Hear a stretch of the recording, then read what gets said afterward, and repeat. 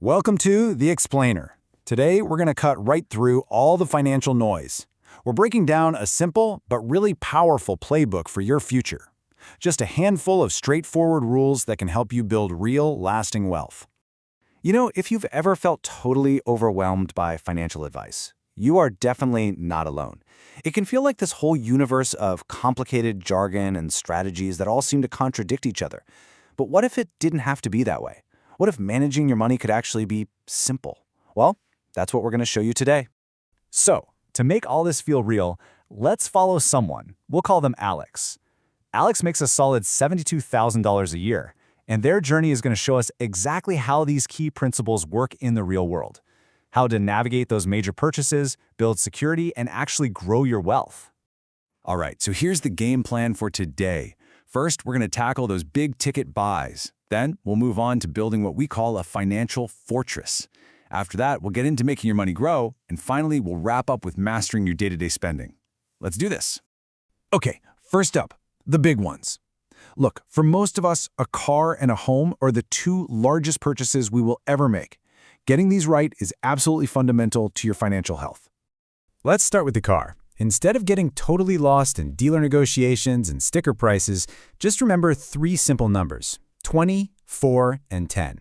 Seriously, think of this as a guardrail to keep your car purchase from driving your finances right off a cliff. So the 20 stands for 20%. You should always aim to put down at least 20% of the car's price up front. This immediately cuts down your loan amount, which is great, but it also proves you've got a solid savings habit. Next up, the number 4. This means you should finance your car for no more than 4 years. I know those 6 or 7-year loans look tempting with lower monthly payments, but trust me, you end up paying so much more in interest on an asset that's losing value every single day. A shorter loan means you own it faster, and you're not underwater. And finally, 10. This one's huge. Your total monthly car expenses, and I mean everything, the payment, insurance, gas, should not be more than 10% of your gross monthly income. This simple rule makes sure your car doesn't just eat up your entire budget. Okay, so this is where the rubber meets the road. For Alex, who makes about $6,000 a month before taxes, that 10% rule means the max car payment should be around $600. But as you can see, a $36,000 car, even with a good down payment, pushes that monthly payment to almost $700. This is a perfect example of how this rule is a reality check, right? It tells Alex, hey, maybe look for a slightly more affordable car, or save up for a bigger down payment. All right, now for the really big one, the house. It is so easy to get emotional when you're house hunting, but this simple rule will keep your feet firmly on the ground. Just aim for a home that's valued somewhere between 3 to 5 times your gross annual income. For Alex, that's a home somewhere in the range of $216,000 to $360,000. And let's break down some other critical numbers here. A 20-year mortgage instead of the standard 30-year, that can save you an absolute fortune in interest and helps you build equity way faster. Keep your total monthly housing payment, that's mortgage, taxes, insurance, the whole shebang, under 30% of your gross income. And ideally, if you can swing it, a 40% down payment will just dramatically lower your financial burden from day one. Okay, with the big purchases covered, it's time to build your defenses. You just can't build wealth on a shaky foundation. A financial fortress is what's going to protect you from all those curveballs that life inevitably throws your way.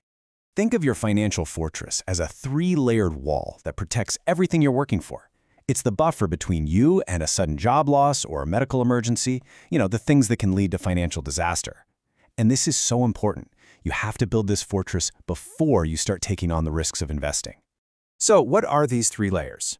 First, term life insurance. A good rule of thumb is to get coverage that's about 10 to 15 times your annual income. Second, solid health insurance. We all know that in the US, a single medical issue can be financially devastating. And third, your emergency fund. You need at least 6 months of essential living expenses saved up in cash. For Alex, getting these 3 things in order is the top priority.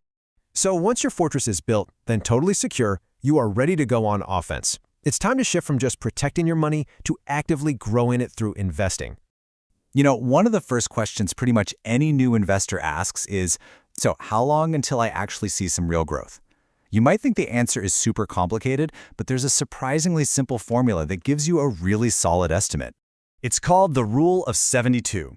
All you do is divide the number 72 by your expected annual rate of return, and that tells you roughly how many years it'll take for your money to double. Look at this. If Alex gets a 12% return, their money could double in just 6 years, compared to 18 years at 4%. That's the incredible power of compound interest right there. But how much risk should you actually take on?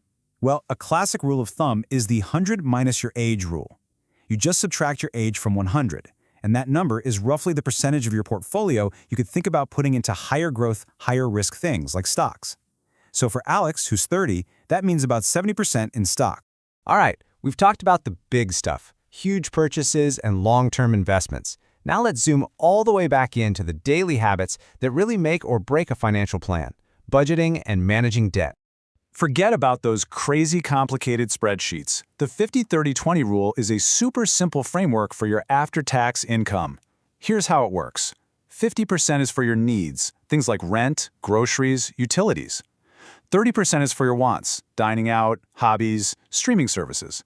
And the last 20%, that is a non-negotiable slice that goes directly into savings and investments. And finally, let's talk about managing debt. Your total monthly debt payments, car, house, any loans, should stay below 36% of your gross income. For your credit cards, try to keep your balance below 30% of your available limit. That's huge for your credit score. And the golden rule, the one you can never break? Pay your statement balance in full, every single month, no exceptions. So, here's the most crucial point of all. None of these are absolute, unbreakable laws. They're guardrails. They're designed to keep you on the road to financial independence while still giving you the flexibility to adapt them to your own life, your own circumstances. And that brings us to the most important question there is. Look, understanding all these rules is one thing, but taking action is what actually creates change. So, looking at this whole playbook, which one rule could you put into action this week? Because your journey to financial freedom, it starts with that one small step.